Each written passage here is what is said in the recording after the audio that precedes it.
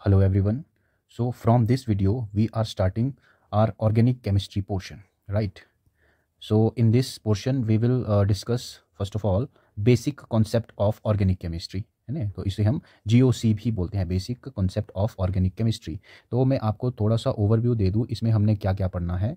तो GOC में हम सबसे पहले देखेंगे इलेक्ट्रॉनिक इफ़ेक्ट्स के बारे में।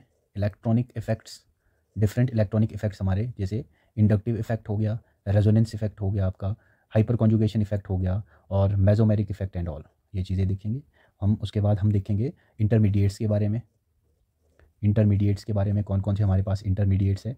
Intermediates like carbocation, carbanion, free radical, ठीक है। वैसे इंटरमीडिएट्स और भी होते हैं, जैसे कार्बीन हो गया आपका, राइट। कार्बीन हो गया, यहाँ पे इसके पास वेकेंट ऑर्बिटल होगा। नाइट्रीन हो गया आपका, और आपका बेंजाइन हो गया, बेंजाइन हो गया। बट हम जो है ज़्यादा फोकस करेंगे इन तीन पर, इन तीन पर हमने ज़्यादा फोकस करना है। उसके बाद हम देखेंगे इलेक्ट्रोफाइल क्या होता है, न्यूक्लियोफाइल क्या होता है, ये चीज़ देखेंगे। और हम उसके बाद देखेंगे एरोमेटिसिटी, एरोमेटिसिटी। तो ये सारा रहेगा जनरल ऑर्गेनिक केमिस्ट्री में। तो हम स्टार्ट कर रहे हैं अपना आज का video. So let's have a look on this also, some basics of any organic reaction. जब भी कोई ऑर्गेनिक रिएक्शन होती है तो उसमें कौन कौन से कंपोनेंट्स हमारे पास रहते हैं, वो चीज़ें भी हमें पता होनी चाहिए। सबसे पहले हमारे पास होता है रिएक्टेंट, इसे हम सबस्ट्रेट भी कहते हैं। इसकी रिएक्शन रिएजेंट के साथ करवाई जाती है। रिएजेंट क्या होता है, रिएजेंट जो है प्रोवाइड करता है हमारे को इलेक्ट्रोफाइल और न्यूक्लियोफाइल, राइट। और ये सारी चीज़ें हम कर रहे होते हैं किसी सॉल्वेंट के प्रेजेंट में, और सम टाइम हम कैटलिस्ट भी यूज़ करते हैं to speed up the reaction, right. तो जब इनके बीच रिएक्शन होती है तो हमारे पास कुछ ना कुछ बनेगा। मतलब यहाँ पर दो रास्ते पॉसिबल है, या तो इंटरमीडिएट बने या ट्रांजिशन स्टेट बने, और उसके बाद लास्ट में हमारे पास प्रोडक्ट्स एंड बाई प्रोडक्ट्स मिलते हैं। डिटेल में हमने ये सारी चीज़ें देखनी है, राइट। अभी हम इलेक्ट्रोनेगेटिविटी को समझेंगे ऑर्गेनिक केमिस्ट्री के पर्सपेक्टिव से। इनऑर्गेनिक केमिस्ट्री में क्या रहता है इलेक्ट्रोनेगेटिविटी का, वो सारी चीज़ें हम देखेंगे, राइट। तो इलेक्ट्रोनेगेटिविटी की अगर हम बात करें, क्या होती है, tendency of an atom to attract the bonded electron pair towards itself, यानी अपनी ओर बॉन्डेड इलेक्ट्रॉन पेयर को खींचने की एबिलिटी को हम क्या कहते हैं, इलेक्ट्रोनेगेटिविटी। हमें पता है ये जो बॉन्ड बना होगा इनके बीच, जब क्लोरीन ने अपना एक इलेक्ट्रॉन शेयर किया होगा और हाइड्रोजन ने शेयर किया होगा, तब जाके बना होगा। जब ये दोनों के दोनों इलेक्ट्रॉन जो है किसी एक एटम की ओर शिफ्ट हो जाते हैं, उस एटम की इस प्रॉपर्टी को, इस टेंडेंसी को ही हम क्या बोल देते हैं, इलेक्ट्रोनेगेटिविटी। जैसे क्लोरीन की इलेक्ट्रोनेगेटिविटी ज़्यादा होती है तो ये इलेक्ट्रॉन्स को अपनी ओर खींचता है। तो अब ये जो इलेक्ट्रॉन्स है यहाँ पर, ये ऐसे नहीं रहते हैं, ये इलेक्ट्रॉन्स जो है इसके क्लोज आ जाते हैं और इसके ऊपर पार्शियल नेगेटिव चार्ज आ जाता है, इसके ऊपर पार्शियल पॉजिटिव चार्ज आ जाता है। तो कौन कौन से फैक्टर अफेक्ट करते हैं इलेक्ट्रोनेगेटिविटी को, वो देखते हैं। सबसे पहले चार्ज। अगर हम बात करें, कोई मेरे पास है एटम, लेट्स से ए, इसके ऊपर है पॉजिटिव चार्ज, और ये किसी एटम के साथ बॉन्डेड है, लेट्स से बी। हमें पता है इलेक्ट्रॉन तो शेयर किए होंगे, दोनों ने एक एक इलेक्ट्रॉन शेयर किए होंगे, तभी जाके बॉन्ड बना है। क्योंकि इस ए के ऊपर है पॉजिटिव चार्ज, और पॉजिटिव चार्ज बताता है इलेक्ट्रॉन की कमी, इलेक्ट्रॉन डेफिशिएंसी। इसके पास इलेक्ट्रॉन की कमी है, तभी इसके ऊपर प्लस चार्ज है। तो इसके ऊपर प्लस चार्ज, और हमें पता है इलेक्ट्रॉन के ऊपर नेगेटिव चार्ज होता है, तो ये दोनों इलेक्ट्रॉन को अपनी ओर खींचता है। तो याद रखना, जिस स्पीशीज़ में हुआ पॉजिटिव चार्ज वो इलेक्ट्रॉन को खींचेगा अपनी ओर, उसकी इलेक्ट्रोनेगेटिविटी ज़्यादा होगी as compare to neutral one. और जो होगा नेगेटिवली चार्ज, कोई स्पीशीज़ मान लो किसी के पास नेगेटिव चार्ज है, तो ये इस बॉन्डेड इलेक्ट्रॉन को अपनी ओर नहीं खींचेगा। क्यों? क्योंकि इस बॉन्डेड इलेक्ट्रॉन के पास यार इलेक्ट्रॉन है, नेगेटिव चार्ज है। अगर ये खींचेगा अपनी ओर, नेगेटिव नेगेटिव में होगा रिपल्शन, और रिपल्शन ऑलवेज कॉज अनस्टेबिलिटी। तो सबसे कम जो है इलेक्ट्रोनेगेटिविटी इसकी होती है। नेक्स्ट फैक्टर जो इफेक्ट करता है इलेक्ट्रोनेगेटिविटी को, वो है हाइब्रिडाइजेशन। अगर हम बात करें सी ट्रिपल बॉन्ड सी, इसकी हाइब्रिडाइजेशन जो है आपकी वो है sp। यहाँ पर sp है, यहाँ पर जो डबली बॉन्डेड होता है उसकी होती है sp2, जो सिंगल बॉन्ड से जुड़ा हुआ होते हैं एटम्स उनकी होती है sp3। अब एक चीज़ याद रखना, sp के केस में, वेट अ सेकेंड, अगर मैं बात करूँ sp, sp2 और sp3, sp के केस में अगर मैं परसेंटेज s करेक्टर की बात करूँ, परसेंट s इतना इसमें होता है 50%। ऑब्वियसली ना, इसका जो कंट्रीब्यूशन रहेगा 50%, sp का 50%। अगर मैं बात करूँ यहाँ पर, ये क्या है, spp 33.33%, s का 33.33, इसका 33.33 इसका, तो ओवरऑल जो है 100 हो जाएगा ये। तो इसका जो इसमें sp2 में जो परसेंट s करेक्टर है वो है आपका कितना, 33.33, और sp3 में जो परसेंट s करेक्टर होता है वो होता है 25%। As you can see here, यहाँ पर जो परसेंट s करेक्टर है वो है ज़्यादा as compare to this and as compare to this. इसका मतलब क्या, जितना ज़्यादा परसेंट s करेक्टर होगा मतलब उतने ही ज़्यादा s वाले लक्षण होंगे उसमें।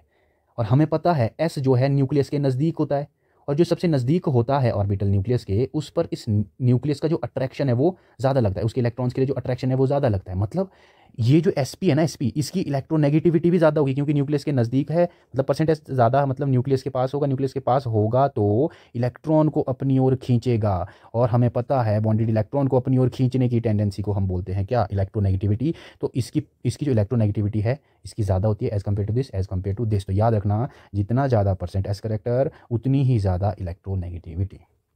तो ये है इलेक्ट्रोनेगेटिविटी के बारे में, है ना। अब हम देखते हैं नेक्स्ट, यहाँ से हमारा स्टार्ट होगा इलेक्ट्रॉनिक डिस्प्लेसमेंट इफेक्ट्स इन ऑर्गेनिक केमिस्ट्री। तो सबसे पहला जो इफेक्ट हम पढ़ेंगे वो होगा हमारा इंडक्टिव इफेक्ट। सबसे पहला इफेक्ट है इंडक्टिव इफेक्ट। ध्यान से देखेंगे इंडक्टिव इफेक्ट क्या होता है। It depends upon electronegativity. कैसे? As you can see here, यहाँ पर ये जो हमने एग्जाम्पल लिया हुआ है CH3 CH2 CH2 CH2 Cl, क्योंकि क्लोरीन की इलेक्ट्रोनेगेटिविटी ज़्यादा होती है तो ये इलेक्ट्रॉन पेयर को अपनी ओर खींचेगा। ये जो electron pair, bonded electron pair है, अपनी ओर खींचेगा, जिस वजह से इस क्लोरीन के ऊपर आएगा पार्शियल नेगेटिव चार्ज और इसके ऊपर आ जाएगा पार्शियल पॉजिटिव।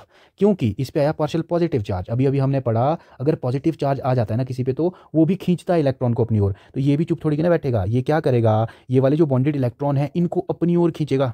उतना ज़्यादा नहीं खींच पाएगा जितना इस क्लोरीन ने खींचा होगा बट ये भी खींचेगा, और जिस वजह से इसके ऊपर पार्शियल पॉजिटिव आएगा, है ना। ये पार्शियल डबल डैश पॉजिटिव है, जो ये पार्शियल डबल डैश पॉजिटिव है, राइट। तो ये भी खींचेगा। सिमिलरली ये वाला कार्बन भी इन वाले इलेक्ट्रॉन्स को अपनी ओर खींचेगा। तो आप यहाँ पे गौर से देखना ज़रा, यहाँ पे हुआ इलेक्ट्रोनेगेटिविटी डिफरेंस की वजह से इस बॉन्ड में आई पोलैरिटी, मतलब सेपरेशन ऑफ चार्जेस। तो एक बॉन्ड में पोलराइजेशन होने की वजह से बाकी जो रिमेनिंग बॉन्ड्स है उनमें भी पोलराइजेशन हो गई। इसी को बोलते हैं हम इंडक्टिव इफेक्ट, इसी को बोलते हैं हम inductive effect. Polarisation in one bond induced polarisation in other bond is known as inductive effect. याद रखना, जो इंडक्टिव इफेक्ट है ना, ये जो है 3 या 4 कार्बन तक ही लग पाता है जो इंडक्टिव इफेक्ट होता है। उसके बाद ये नेग्लिजिबल माना जाता है, और जैसे जैसे डिस्टेंस बढ़ेगा वैसे वैसे इंडक्टिव इफेक्ट कम होता रहेगा। ये एक परमानेंट इफेक्ट होता है, राइट। यहाँ पे जो इलेक्ट्रॉन्स इसने अपनी ओर शिफ्ट किए ना जी, ये परमानेंटली शिफ्ट हो जाते हैं इसकी ओर, तो ये परमानेंट इफेक्ट होता है। Depend upon electronegativity, very important, very important. Operated through sigma bonds, sigma bond के जो इलेक्ट्रॉन्स है ना, स्पेसिफिकली अगर मैं बोलूँ operated through sigma bonded electrons होना चाहिए था यहाँ पर। ये जो सिग्मा, ये सिंगल बॉन्ड है यार, सिग्मा बॉन्ड, इसमें जो इलेक्ट्रॉन थे इन्हीं की शिफ्टिंग हुई है, राइट। तो operated through sigma bonded electron, और ये होता है जी डिस्टेंस डिपेंडेंट। जैसे जैसे डिस्टेंस बढ़ेगा इंडक्टिव इफेक्ट जो है डिक्रीज होता है। याद रखना जी, मैं जो ये जो इंडक्टिव इफेक्ट है और एक रेजोनेंस इफेक्ट है, इंडक्टिव इफेक्ट को मैं बोलता हूँ it's like a fire, and resonance effect is like a wire. ऐसा क्यों, है ना, ये मैं बताऊंगा। रेजोनेंस इफेक्ट वायर की तरह क्यों है, फायर की तरह ये क्यों है इंडक्टिव इफेक्ट, वो मैं बता देता हूँ। हमें पता है ना, जब हम बॉन फायर के पास बैठे होते हैं तो जो नज़दीक होता है बंदा बैठा हुआ, वो जो है ज़्यादा हीट फील करता है एज़ कम्पेयर टू जो दूर बैठा हुआ होता है। तो सिमिलरली जो इलेक्ट्रोनेगेटिव एटम जितना दूर जाता रहेगा, मतलब अगर मैं बात करूँ इस कार्बन की, इस कार्बन पे इंडक्टिव इफेक्ट ज़्यादा लगेगा as compare to this, as compare to this. इसको आप बॉन फायर समझ लो, ठीक है जी, इसको आप बंदे समझ लो ऐसे करके, राइट। तो ये है आपका इंडक्टिव इफेक्ट, और ये डिस्टेंस डिपेंडेंट होता है। डायरेक्ट क्वेश्चन बन जाता है कि डिस्टेंस डिपेंडेंट कौन होता है, वो है हमारा इंडक्टिव इफेक्ट। तो नेक्स्ट हम देखते हैं क्लासिफिकेशन। इसकी हम क्लासिफिकेशन 2 वे में कर सकते हैं। एक होता है आपका प्लस आई इफेक्ट, एक होता है minus I effect. Plus I effect को हम क्या बोलते हैं, इलेक्ट्रॉन डोनेटिंग इफेक्ट और इलेक्ट्रॉन रिलीजिंग इफेक्ट, और माइनस आई इफेक्ट को हम बोलते हैं इलेक्ट्रॉन विड्रॉइंग इफेक्ट, या फिर स्पेसिफिकली हम बोलें इलेक्ट्रॉन विड्रॉइंग इंडक्टिव इफेक्ट और इलेक्ट्रॉन सीकिंग इंडक्टिव इफेक्ट। याद रखना इस चीज़ को। अब कई बार ना हम कंफ्यूज भी हो जाते हैं कि भाई माइनस आई है क्या इलेक्ट्रॉन विड्रॉइंग, या फिर प्लस आई है इलेक्ट्रॉन विड्रॉइंग, है ना। तो हम इसको कैसे याद रख सकते हैं, हम इसको ऐसे याद रख सकते हैं, जब भी हम बैंक जाते हैं, है ना, कुछ कैश को डिपॉजिट करने को, मैं बोल सकता हूँ कुछ कैश को बैंक में डोनेट करने को, तो आपके अकाउंट में जो अमाउंट है वो क्या हो जाएगा, आपने किया अमाउंट ऐड, है ना, आपने डोनेट किया तो आपके अकाउंट में जो अमाउंट है वो ऐड हो जाएगा, वो ऐड हो जाएगा, मतलब वो प्लस हो जाएगा। तो याद रखना इलेक्ट्रॉन डोनेटिंग इफेक्ट को हम कहते हैं प्लस आई इफेक्ट। बट अगर आप क्या करें, अगर आप जाते हैं अगर आप जाते हैं कैश को विड्रॉ करने, तो आपके अकाउंट से जो मनी है वो डिडक्ट हो जाएगा, वो माइनस हो जाएगा। तो माइनस आई इफेक्ट जो है इलेक्ट्रॉन विड्रॉइंग इफेक्ट हो जाएगा। ठीक है जी। अगर हम बात करें ये किसके थ्रू ऑपरेट होते हैं, ये इलेक्ट्रॉन डोनेटिंग ग्रुप और इलेक्ट्रॉन रिलीजिंग ग्रुप के थ्रू आपका ऑपरेट होंगे, और ये इलेक्ट्रॉन विड्रॉइंग ग्रुप के थ्रू ऑपरेट होते हैं। अब डिटेल में हम देखेंगे ये चीज़ भी, राइट। प्लस आई इफेक्ट को अगर हम देखें, operated through electron donating group, जितने भी अनायंस है वो सारे के सारे आपके प्लस आई इफेक्ट शो करते हैं। याद रखना जी, अनायन का मतलब नेगेटिव चार्ज। अरे जब उसके पास खुद के पास एक्स्ट्रा, नेगेटिव चार्ज का मतलब है जी एक्स्ट्रा इलेक्ट्रॉन है उसके पास, अगर उसके पास खुद के पास एक्स्ट्रा इलेक्ट्रॉन है तभी तो वो डोनेट कर पाएगा, राइट ना। तो जितने भी आपके अनायन है सारे के सारे आपके प्लस आई इफेक्ट शो करते हैं। मेटल्स भी सारे प्लस आई इफेक्ट शो करते हैं, राइट ना। मेटल तो जाने जाते ही है यार इलेक्ट्रॉन को लूज करने के लिए, तो जो आपके मेटल है वो भी इलेक्ट्रॉन लूज करते हैं, तो वो भी प्लस आई इफेक्ट शो करते हैं। और जितने भी सैचुरेटेड कार्बन्स है, सैचुरेटेड हाइड्रोकार्बन या सैचुरेटेड कार्बन, वो सारे के सारे प्लस आई इफेक्ट शो करते हैं। जैसे कि जो भी sp3 हाइब्रिडाइज्ड कार्बन होगा, जैसे CH3 है अल्काइल ग्रुप, मिथाइल हो गया, इथाइल हो गया, जितने भी अल्काइल ग्रुप है ये सारे के सारे क्या करते हैं, प्लस आई इफेक्ट शो करते हैं। इवन जो आइसोटोप्स है हाइड्रोजन के, है ना, isotope of hydrogen they also show plus I effect. याद रखना जी, हम अभी लिस्ट पढ़ेंगे कुछ ग्रुप्स की, कौन से इलेक्ट्रॉन डोनेटिंग ग्रुप्स की कुछ लिस्ट पढ़ेंगे, राइट। तो वो इंपॉर्टेंट है, वहाँ से डायरेक्ट क्वेश्चन बन जाते हैं। अगर मैं बात करूँ order of plus I effect of groups, plus I effect का ऑर्डर है ये, याद रखना।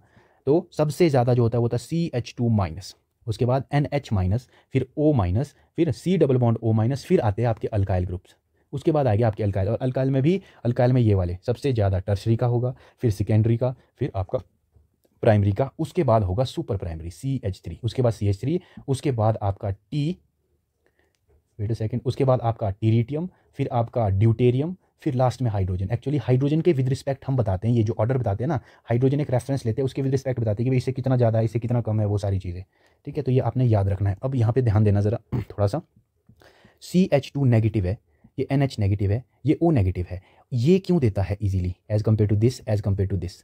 इसीलिए क्योंकि हमें पता है कार्बन की जो इलेक्ट्रोनेगेटिविटी है वो कम होती है, किसके कंपैरिजन में, नाइट्रोजन के, फिर ऑक्सीजन के। यार oxygen second most electronegative element in periodic table. अरे ऑक्सीजन इतने इजीली थोड़ी ना जाने देगा इस इलेक्ट्रॉन को, ये पकड़ के रखेगा, इलेक्ट्रोनेगेटिविटी ज़्यादा है, राइट ना। तो ये इसका सबसे ज़्यादा होता है आपका प्लस आई इफेक्ट। अगर हम बात करें ये वाले, आप बोलेगे जी ये कैसे डोनेट कर सकता है, याद रखना ये जो है आपका इलेक्ट्रॉन ये जाता है यहाँ पर रेजोनेंस में। रेजोनेंस में आप देखो ज़रा, इलेक्ट्रॉन डेंसिटी पहले जाएगी कार्बन की ओर, कार्बन तक इलेक्ट्रॉन, मतलब यहाँ पे ये क्या कर रहा है, कार्बन की ओर इलेक्ट्रॉन भेज रहा है, तो कार्बन यहाँ से डोनेट भी कर सकता है, राइट। उसके बाद आपके अल्काइल ग्रुप आएंगे, ये टर्शरी, सेकेंडरी, प्राइमरी। याद रखना जी, टर्शरी में ये आपके पास 3 अल्काइल ग्रुप है, 3 अल्काइल ग्रुप है, ये ज़्यादा डोनेट करेंगे। अभी हम आगे देखेंगे इसको, हाइपर कॉन्जुगेशन के थ्रू ये डोनेट करते हैं इलेक्ट्रॉन्स ऐसे करके।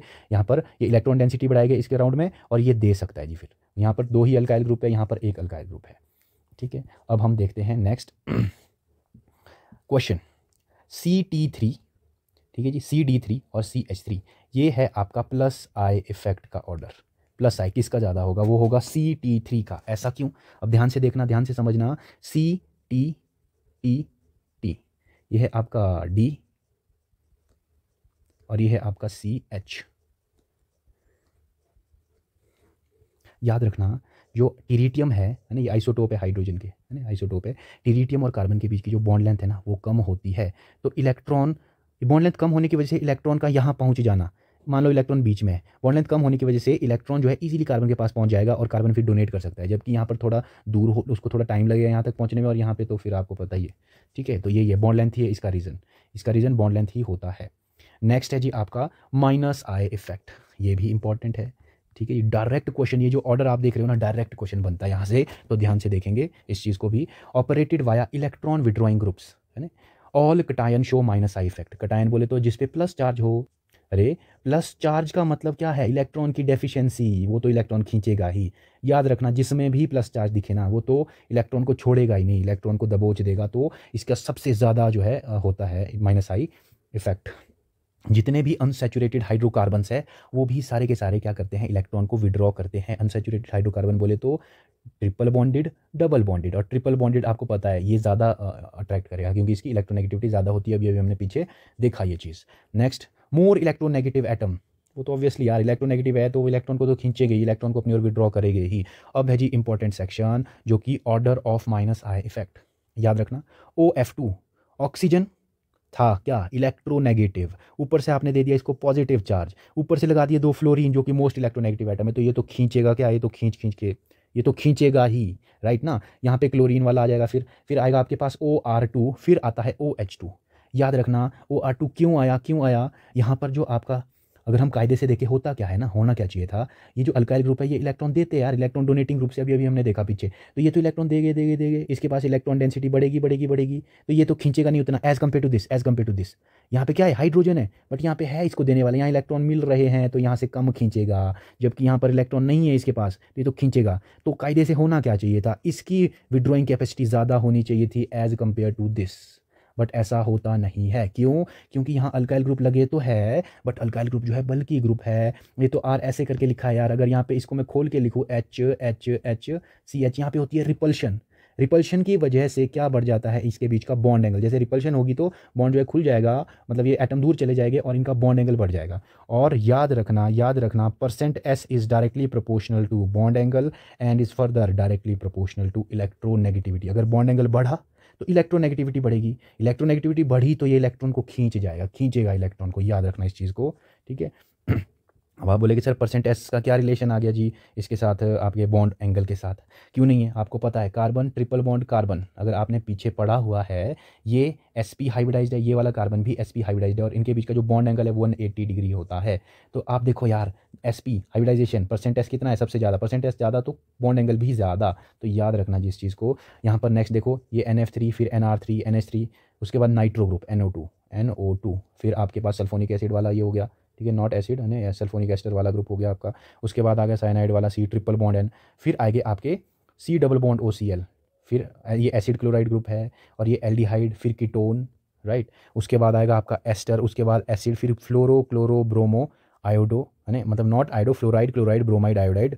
उसके बाद OPH फिर OR फिर OH फिर C ट्रिपल बॉन्ड C, फिर NH2 फिर PH फिर C डबल बॉन्ड C वाला, फिर हाइड्रोजन लास्ट में। याद रखना जी इसके बीच का अगर मैं आपको बताऊं, ये ना मॉडिफाइड इलेक्ट्रोनेगेटिविटी का कॉन्सेप्ट लगता है यहाँ पे, वो उसमें नहीं जाना हमने, ठीक है। ये sp है, देखो कायदे से होना क्या चाहिए था, कार्बन है, ये नाइट्रोजन है, ये ज़्यादा, ये कुछ नहीं है जी, नाइट्रोजन ज़्यादा खींचेगा क्योंकि इसकी इलेक्ट्रोनेगेटिविटी ज़्यादा है, बट ये sp हाइब्रिडाइज्ड कार्बन है, तो याद रखना sp हाइब्रिडाइज्ड कार्बन की electronegativity nitrogen sp3 hybridised nitrogen से ज़्यादा होती है। मॉडिफाइड इलेक्ट्रोनेगेटिविटी का कॉन्सेप्ट लगता है यहाँ पर, ठीक है। तो ये है आपके पास, मैं ये चीज़ आपको फिर से बोलूँगा, ये बहुत इंपॉर्टेंट ऑर्डर है, यहाँ से डायरेक्ट क्वेश्चन बनते हैं, तो आपको ये ऑर्डर जो है पक्का करना है अपना, राइट। तो ये है जी आपका, अगर मैं बात करूँ ना, आप कैसे याद रखोगे, आप इसको कैसे याद रखना, आपने प्लस वाले आएंगे पहले, देखो प्लस वाले सारे पहले आ रहे हैं, सबसे पहले आएंगे ऑक्सीजन प्लस ऑक्सीजन ऑक्सीजन, फिर नाइट्रोजन नाइट्रोजन नाइट्रोजन नाइट्रोजन, उसके बाद आपका ये याद रख लेना एक C ट्रिपल बॉन्ड N बीच में, उसके बाद C डबल बॉन्ड O वाले, राइट। उसके बाद आएंगे हेलोजेंस, उसके बाद ये ऑक्सीजन PH OR OH, ठीक है। ऐसे करके आप थोड़ा सा आइडिया जो है ले सकते हैं इसका ना, ऐसा सच इसके लिए कोई ट्रिक वगैरह है नहीं है याद करने को, आप यहाँ कर सकते हैं। नेक्स्ट हम देखेंगे जी अपना एप्लीकेशन ऑफ इंडक्टिव इफेक्ट। अब आया एप्लीकेशन वाला पार्ट जहाँ से क्वेश्चन बनेंगे, राइट। एप्लीकेशन की अगर मैं बात करूँ, सबसे पहली application to compare acidic strength of aliphatic carboxylic acid. हमें पता है कार्बोक्सिलिक एसिड है ये RC double bond OH, right.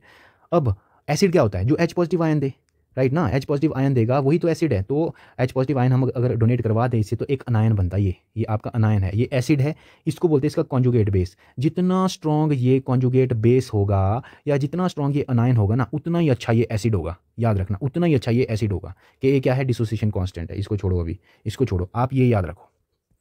Acidic strength is directly proportional to stability of conjugate base या फिर स्टेबिलिटी ऑफ अनायन, जितना ज़्यादा जो है स्टेबल ये अनायन होगा।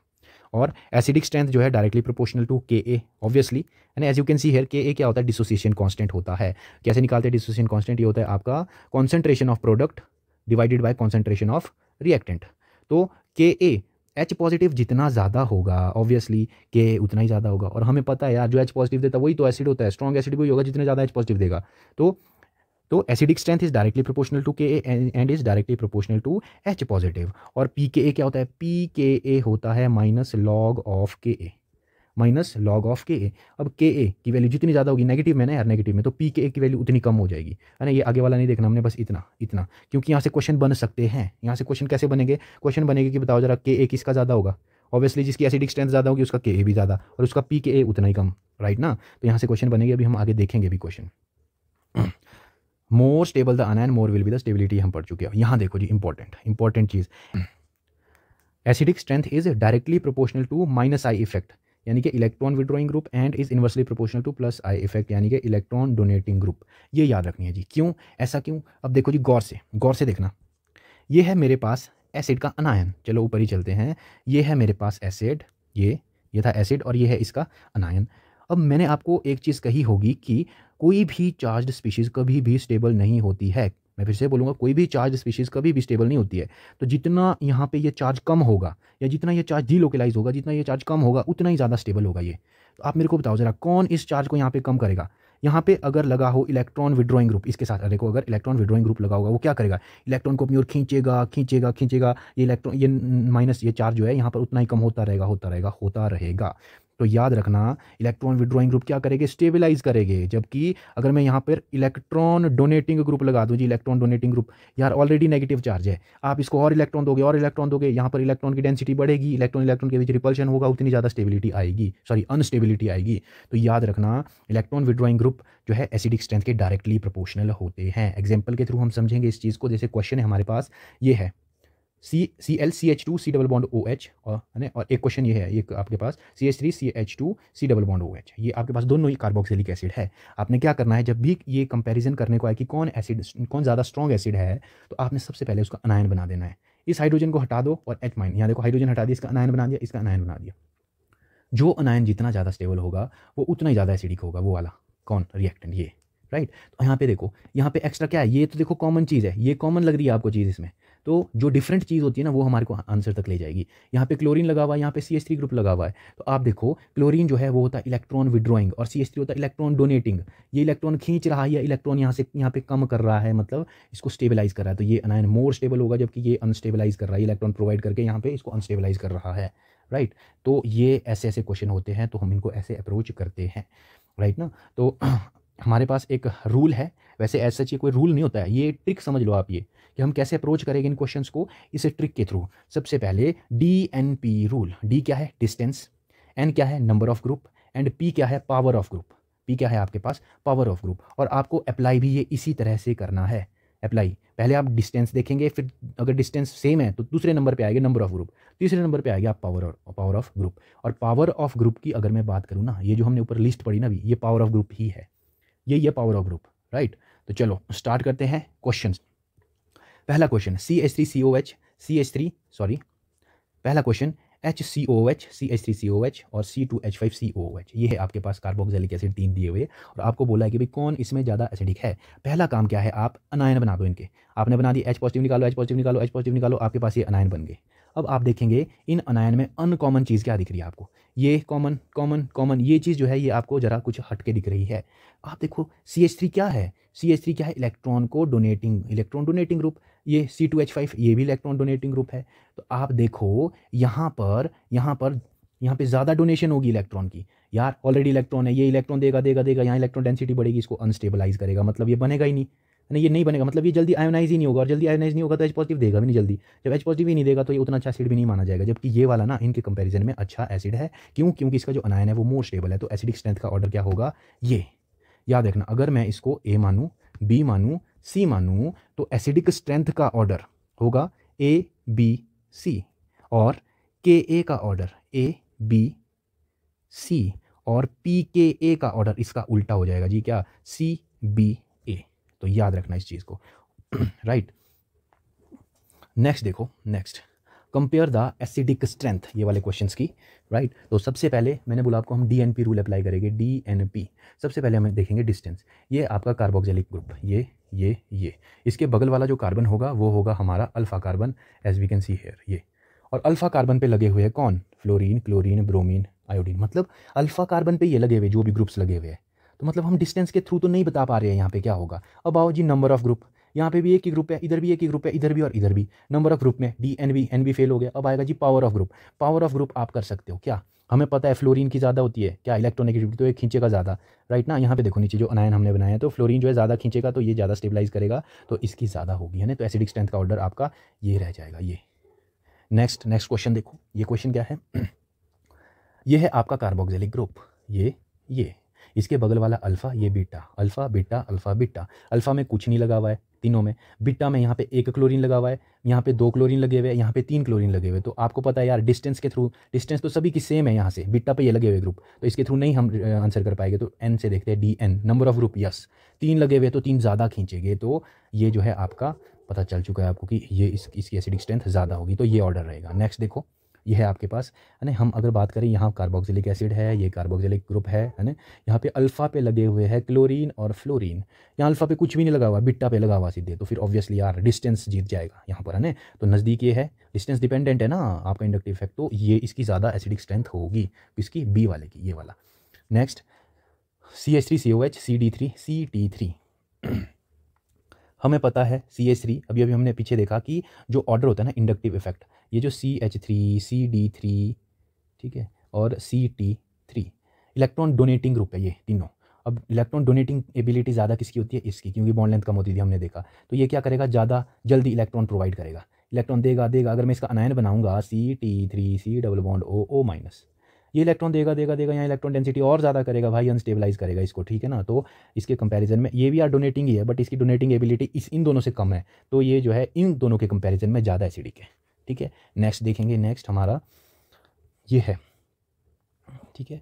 अगर हम बात करें, ये COH है, ये COH है, alpha alpha beta beta, beta पे लगे हुए हैं, मतलब डिस्टेंस सेम है, तो डिस्टेंस से हम नहीं कर पाएंगे। फिर आएगा number of group, number of group यहाँ पे 2 है, यहाँ पर 1 ही है, तो नंबर ऑफ ग्रुप के थ्रू हम कर पाएंगे ये, तो ये आपका ज़्यादा एसिडिक होगा, याद रखना, राइट, ये आपका ज़्यादा एसिडिक होगा। अब एक चीज़ ज़रूर ध्यान रखना, NO2 जो है, NO2 महा विड्रॉइंग ग्रुप है, अच्छा विड्रॉइंग ग्रुप है। तो ऐसा मत सोच लेना कि भाई ये तो भाई ये भले ही क्लोरीन है यहाँ पे लगे हुए 2, बट इसकी पावर ज़्यादा है। पावर हम लास्ट में देखते हैं, डी देखेंगे, फिर एन देखेंगे, फिर पी पे आएंगे, लास्ट में आएंगे पावर पे, राइट। ये है हमारा। नेक्स्ट देखेंगे ज़रा, नेक्स्ट क्वेश्चन।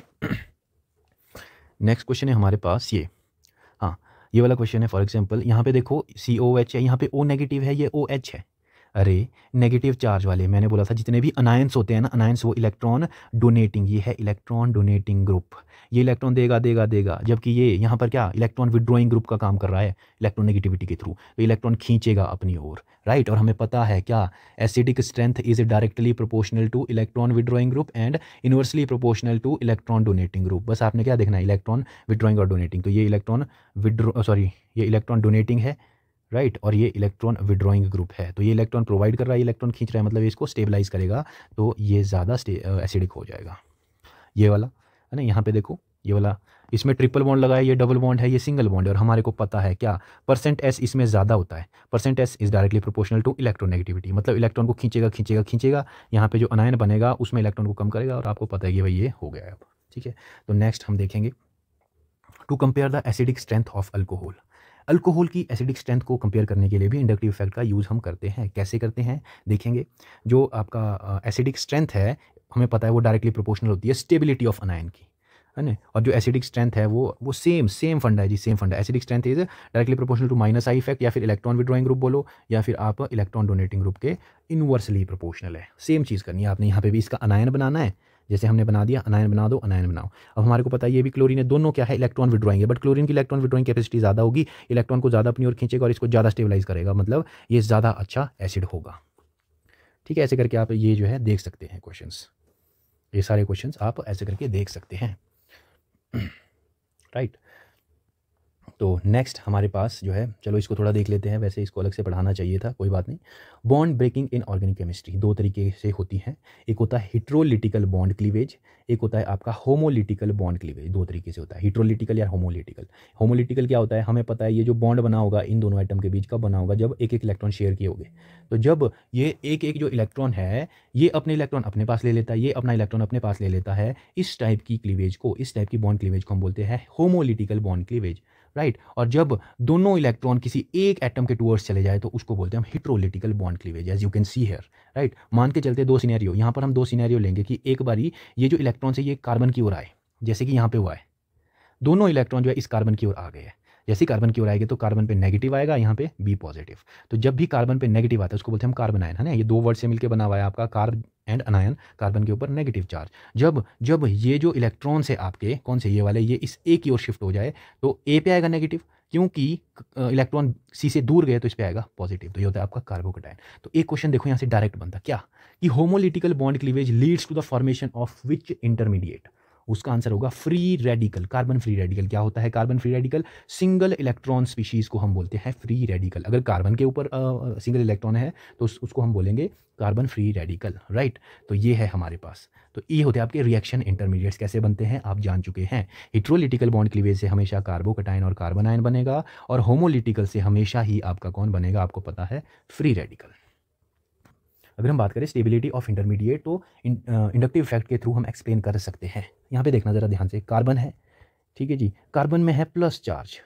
अगर मैं बात करूँ 1 2 3 4 5 6 इलेक्ट्रॉन है, 6 इलेक्ट्रॉन, और ये है इलेक्ट्रॉन डेफिशिएंट स्पीशीज़ कार्बोकैटायन, है ना, इलेक्ट्रॉन डेफिशिएंट स्पीशीज़ होती है। मैंने आपको बोला था कोई भी चार्ज स्पीशीज़ होती है अनस्टेबल, राइट। तो उसको चाहिए होती है स्टेबिलिटी। मतलब यहाँ पे क्या इलेक्ट्रॉन की कमी है यार, तो अगर कोई इसको इलेक्ट्रॉन प्रोवाइड करेगा ये प्लस कम होगा ऑब्वियसली। प्लस को कौन न्यूट्रलाइज करता है? नेगेटिव। अगर कोई नेगेटिव चार्ज इलेक्ट्रॉन इसकी ओर भेजेगा तो ये न्यूट्रलाइज होगा, प्लस यहाँ पे कम होगा, राइट। तो इलेक्ट्रॉन डोनेटिंग ग्रुप अगर अटैच हुए ना तो वो स्टेबिलिटी को बढ़ाएंगे कार्बोकैटायन की। याद रखना इस चीज़ को, है ना। Carbocation is electron deficient species, है ना। तो which group increase the electron density will stabilise the carbocation. तो स्टेबिलिटी अगर आपने कार्बोकैटायन की देखनी है ना, आपने ये याद रखना सिर्फ, stability is directly proportional to plus group यानी कि electron donating group, and inversely proportional to minus I group यानी कि इलेक्ट्रॉन विड्रॉइंग ग्रुप। ये याद रखना है बस, आपके क्वेश्चन बनने लगेंगे, राइट। देखो जरा जैसे यहाँ पर यह है tertiary carbocation, secondary carbocation, primary carbocation. तो यहाँ पर आप देख सकते हो यहाँ पर 3 CH3 ग्रुप लगे हुए हैं ये।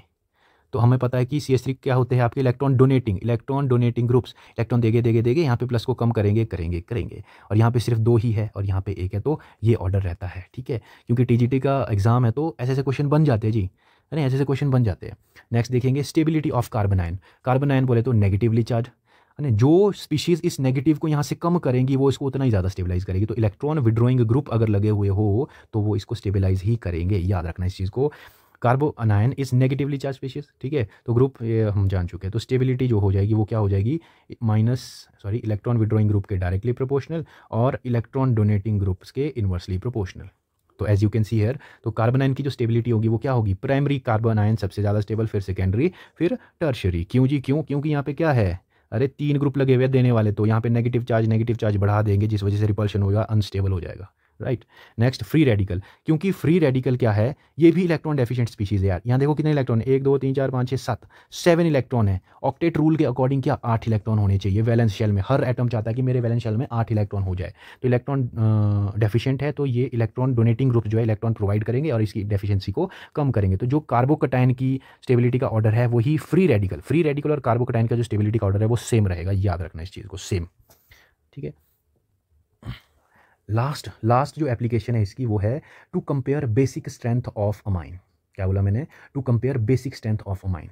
याद रखना जी, ये देखो NH3 अमोनिया है, इसके पास है लोन पेयर। ये लोन पेयर को डोनेट कर सकता है किसी को भी। याद रखना लुईस के कॉन्सेप्ट के अकॉर्डिंग क्या बोलता था लुईस क्या बोलता है, लुईस बेस क्या होते हैं, लुईस बेस वो होते हैं जो डोनेट करते हैं लोन पेयर इलेक्ट्रॉन को। और लुईस एसिड क्या होते हैं, लुईस एसिड वो होते हैं वो सब्सटेंस जो एक्सेप्ट करे लोन पेयर या फिर एक्स्ट्रा इलेक्ट्रॉन को, राइट। लोन पेयर ही नहीं हो सकता, कोई एक्स्ट्रा इलेक्ट्रॉन है ना, एक्स्ट्रा चार्ज, वो भी डोनेट करे, वो भी आपके लुईस बेस ही होते हैं। और हमें पता है अमोनिया जो है हमारा ये एक लुईस बेस है। क्यों? इसके पास लोन पेयर है, ये इसको डोनेट कर सकता है। क्योंकि इन हाइड्रोजन को हटा के अगर मैं अल्काइल ग्रुप लगा देता हूँ तो अमाइंस बन जाते हैं, राइट। तो यहाँ पे देखो ये है अमाइंस आपके पास RNH2, ये अगर ये लोन पेयर को डोनेट करेगा तो ये बेस माना जाएगा, है ना। ये देखो ये कॉन्जुगेट एसिड, ये लुईस बेस है जी, लुईस बेस। और जो इसका यहाँ पे बनता है इसको बोलते हैं हम कॉन्जुगेट एसिड, राइट। तो याद रखना जी। अब आप मेरे को एक चीज़ बताना ज़रा, ये क्या है, इलेक्ट्रॉन्स। इसने इलेक्ट्रॉन्स को डोनेट करवाना है। डोनेट कब करेंगे जी, कब करेंगे, जब इलेक्ट्रॉन डेंसिटी इसके पास ज़्यादा होगी। यहाँ पे जब ज़्यादा होगी इलेक्ट्रॉन डेंसिटी, अरे तभी तो देगा ये। आपसे मांगे किसी ने 500 रुपये, आपके पास है सिर्फ 300 रुपये, आप दे पाओगे नहीं ना। तो अगर यहाँ पर है इलेक्ट्रॉन डेंसिटी ज़्यादा तभी दे पाएगा। और इलेक्ट्रॉन डेंसिटी कौन बढ़ाएगा यहाँ पे, कौन बढ़ाएगा, इलेक्ट्रॉन डोनेटिंग ग्रुप। तो याद रखना जी क्या, बेसिक स्ट्रेंथ जो है, basic strength is directly proportional to plus I effect, यानी कि electron donating groups and inversely proportional two electron withdrawing group. तो याद रखना बस, आपको ये ग्रुप याद होने चाहिए बस। आपके सारे क्वेश्चन हो गए यहाँ से सॉल्व, सारे। मोस्ट टेबल था ना, इसको रहने दो। ये देखो आपके, अगर इलेक्ट्रॉन डोनेटिंग ग्रुप हुआ अटैच तो इलेक्ट्रॉन डेंसिटी बढ़ेगी तो ये इजीली डोनेट कर लेगा। राइट। तो देखो जरा क्वेश्चन है, क्वेश्चन क्या है, कंपेयर करनी है बेसिक स्ट्रेंथ।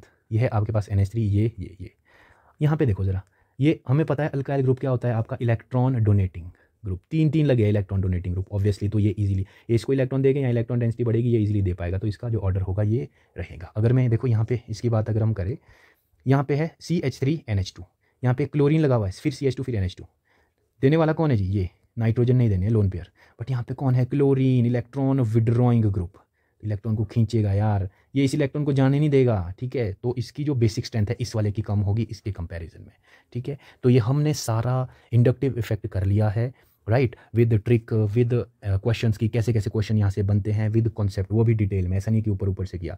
आई होप आप समझे होंगे, आपको वीडियो अच्छी लगी होगी, तो stay tune with me, okay, thank you.